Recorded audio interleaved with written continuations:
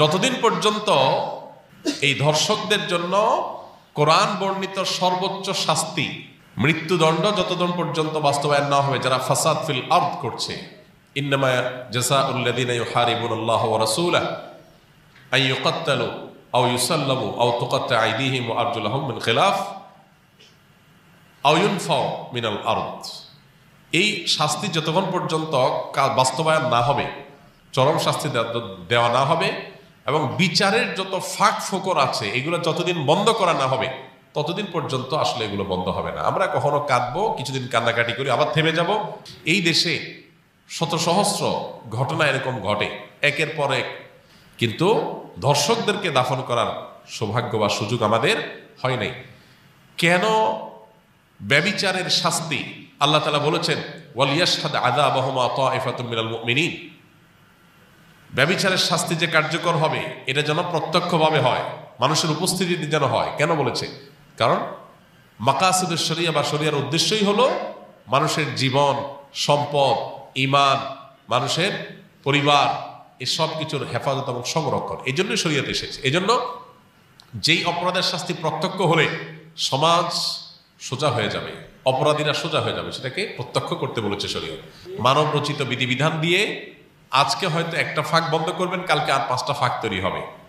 চিরতরে ফাঁক বন্ধ করা সম্ভব হয় না। ফাঁক ফোকর জন্য বন্ধ করতে হয় যাতে করে অপরাধী কোনোভাবে পার না পায়, তাহলে আমাদেরকে অবশ্যই শরিয়ার আইন বাস্তবায়ন করার দিকে যেতে হবে। কোনো মুসলমান যদি শরিয়ার আইন বাস্তবায়ন না চায় সে মুসলমানই না। আপনি যদি বলেন যে আমি শরিয়া চাই না, শরিয়া দ্বারা শাসিত হোক আমার দেশ বা আমি নিজে এটা চাই না, তাহলে আপনি নিজেকে মুসলমান দাবি করার কোনো নৈতিক অধিকার নাই। শরিয়া এটা শুধুমাত্র চুমু খাওয়ার জন্য আসে নাই তো। আপনি পারছেন না শরিয়া দ্বারা শাসিত হতে, অপরাধ বোধ আপনার মধ্যে আছে যে আমি পারতেছি না বা আমরা পারতেছি না, এটা একটা লেভেল পর্যন্ত চলে। কিন্তু আপনি চান না, পছন্দ করেন না, এটা চলে না। এটা মানে হলো আপনি বিদ্রোহ করলেন, অস্বীকার করলেন, ঈমান থেকে খারিজ হওয়ার মতো বিষয়। এই জন্য ভাই, মানুষ, আমরা উন্নত পৃথিবীর উন্নত দেশগুলোতে জানি যে প্রচুর পরিমাণে সেখানে তাদের আপনার টেকনোলজিক্যাল সাপোর্ট আছে, তাদের কাছে অপরাধীদেরকে শনাক্ত করার হাজারটা সিস্টেম আছে। কিন্তু যেই পরিমাণ ধর্ষণের ঘটনা এই সমস্ত দেশেও ঘটে, আপনি অনলাইনে একটু সার্চ দিলে দেখতে পারবেন যে কোনোভাবেই সেগুলো তারা থামাতে পারছে না। কর্মস্থল থেকে নিয়ে শিক্ষা প্রতিষ্ঠান পর্যন্ত কোনো জায়গায় নারীর নিরাপদ না। নারীর নিরাপত্তা নিশ্চিত করবার জন্য শুধুমাত্র ইসলামী শরিয়ার বাস্তবায়নই না, ইসলামী বিধিবিধান এবং ইসলামী যে লাইফস্টাইল সেটা ফলো করা জরুরি।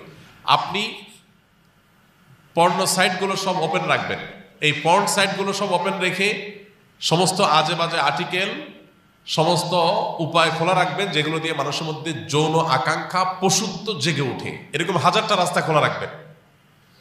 এই পশুত্ব জেগে ওঠার রাস্তাগুলো যখন খোলা রাখবেন স্বাধীনতার নাম দিয়া, তখন যার ভিতরে পশুত্ব জেগে উঠবে সে হাতের নাগালে কাছে যাকে পাবে তার উপরে সে ঝাঁপিয়ে পড়বে, তার পশুত্বকে সে চরিতার্থ করতে চাইবে। এই ধর্ষকের পশুত্বকে জাগিয়ে তোলার জন্য, এটাকে জাগ্রত করবার জন্য যে সমস্ত উপায়গুলো কাজ করছে সেগুলোতে আমাদের হাত দিতে হবে, সেগুলো থামাতে হবে। এত সব দুঃসংবাদের মধ্যে একটা আনন্দের সংবাদ যে সরকারিভাবে সব পর্ন সাইটগুলো বন্ধ করার ডিসিশন হয়েছে, আমরা শুনেছি পত্রপত্রিকার মারফতে।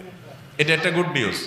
এখন আপনি বিজ্ঞাপনী, বিলবোর্ড, বিনোদন, উপন্যাস, বিভিন্ন নামে অনবরত যৌন উন্মাদনা সৃষ্টি করবেন, যৌন আকাঙ্ক্ষা মানুষের মধ্যে জেগে উঠে, এটার জন্য হাজারটা উপায় বের করবেন। এরপরে বলবেন সবাই নিজেকে নিয়ন্ত্রণ করো। এটা হাস্যকর। ইসলাম এই আইডিওলজিতে বিশ্বাসী না। ইসলাম বলে, আল্লাহ বলেছেন ওয়ালা তাকরাবুজ জিনা, তোমরা জেনার কাছেও যেও না, কারণ জেনার কাছে গেলে মানুষ জেনা থেকে ফিরে আসতে পারে না। এই জন্য আল্লাহ বলছেন চোখের হেফাজত করো। আল্লাহ বলেছেন কুল্লুল মুমিনিনা ইয়াগুদ্দু মিন আবসারিহিম, চোখকে অবনত রাখো। কেন? কারণ চোখ দিয়ে তুমি যদি বিজ্ঞাপনে, বিলবোর্ডে, পত্রিকার পাতায়, মোবাইল স্ক্রিনে, অনলাইনে, অফলাইনে কোনো পরনারীর সৌন্দর্য তুমি অবলোকন করো, অবলোকন করার পর তোমার মনের ভিতরে অস্থিরতা আসবে, তোমার মনের ভিতরে যৌন আকাঙ্ক্ষা চরিতার্থ করার চাহিদা জেগে উঠবে। এই যে জেগে উঠবে, এই জেগে উঠার পর এটাকে নিয়ন্ত্রণ করাটা কঠিন কাজ, সবাই পারে না, কেউ পারে, কেউ অ্যাক্সিডেন্ট করে। এই জন্য শরীয়ত বলেছে নিয়ন্ত্রণ করতে, আর আজকের ভোগবাদী পৃথিবী বলছে অনিয়ন্ত্রিত করতে স্বাধীনতার নাম দিয়ে। আপনি মানুষকে লাগামহীন করে দিবেন, আবার বলুন সবাই যার যার যাকে নিয়ন্ত্রণ করো। এটা হাস্যকর, এটা সম্ভব না। এই জন্য দুইটা জিনিসে বাস্তবায়ন। নাম্বার এক, আমাদের সমাজে নীতি নৈতিকতার যে ভিত্তি নড়বড়ে হয়ে গেছে। নামাজ কালাম পড়ে, কিন্তু ইসলামের অন্যান্য বিধিবিধান, চোখের হেফাজত করার জন্য ওইরকম পরিবেশ, ওইরকম এনভায়রনমেন্ট, এগুলো আমাদের দেশে নাই। এগুলো আমাদের মুসলমানদের সমাজে আজকাল নাই। না থাকার কারণে কি হয়েছে? মানুষ তার ভিতরে যৌন আকাঙ্ক্ষা জেগে উঠছে, পশুত্ব জেগে উঠছে, ধর্ষকরা দর্শক হয়ে উঠছে। তো এই জন্য একদিকে ইসলামের এই অনুশাসন, বিধিবিধান, এগুলোকে কঠোরভাবে মেনে চলার জন্য চেষ্টা করতে হবে। পশ্চিমাদের শেখানো পথে আমরা স্বাধীনতার নাম দিয়ে মেয়েদেরকে পণ্যে পরিণত করব, তাদেরকে ভোগ্য পণ্যের মতো করে উপস্থাপন করব। ছেলেদেরকে আমরা তাদের যৌন আকাঙ্ক্ষাকে জাগ্রত করে তুলব, আবার অপর দিকে বলবো না সব মেয়েরা সেফ থাকতে হবে, তাদের কোনো কিছু হতে পারে না। এটা সাংঘর্ষিক এবং আপনার পরস্পর বিরোধী কাজ। এজন্য একদিক থেকে ইসলামের অনুশাসন মানতে হবে, নীতি নৈতিকতা, এটা আমাদের সমাজে চর্চা বাড়াতে হবে। আর অপর দিকে এ ধরনের অপরাধকে সংগঠন করলে তার জন্য কোরআনের দেওয়া সর্বোচ্চ শাস্তি প্রকাশ্যে বাস্তবায়ন করতে হবে। এই দুইটা প্রচেষ্টা যদি সমান্তরালভাবে হয়, বিচার থেকে আইনের ফাঁকফোকর দিয়ে বের হওয়ার যত রাস্তা আছে এগুলো যদি বন্ধ করা হয়, ইনশাআল্লাহ এ ধরনের নির্মমতার কথা আমাদের আর শুনতে হবে না। আল্লাহ আমাদেরকে সে সুদিন দান করুন। আমরা যেন এই সমস্ত অনাচার, এই সমস্ত অবিচার, এগুলো থেকে আমাদের সমাজটাকে মুক্ত করতে পারি, সেই তৌফিক আল্লাহ তাআলা দান করুন। কোনো সন্তান যদি বাবা মার কাছাকাছি বসে কোরআনে কারীমের তেলাওয়াত করেন এবং তার মনের উদ্দেশ্য আল্লাহর সন্তুষ্টি, তবে কাছাকাছি বসেছে এই কারণে যাতে তার বাবা মাও দেখে খুশি হন এবং আল্লাহর শুকরিয়া আদায় করে, তাহলে এই কারণে কি আল্লাহর সাথে শরীক হবে? কোনো সন্তান বা কোনো মানুষ যদি কোরআনে কারীমের তেলাওয়াত বা কোনো নেক আমল করেন, সেটা আল্লাহকে দেখানোর জন্যই করবেন, কোনো মানুষকে দেখানোর জন্য নয়। পাশাপাশি তার অভিভাবক, বাবা মা যারা তার আমল ইবাদত নিয়ে এমনিতে অরিড এবং পেরেশান থাকেন, তাদেরকে আশ্বস্ত করা, তাদেরকে পেরেশানি দূর করার উদ্যোগ নেওয়া, এটা মৌলিকভাবে দোষের না। ইনশাআল্লাহ এর কারণে রিয়া হবে না, আশা করা যায় এর কারণে শিরক হবে না।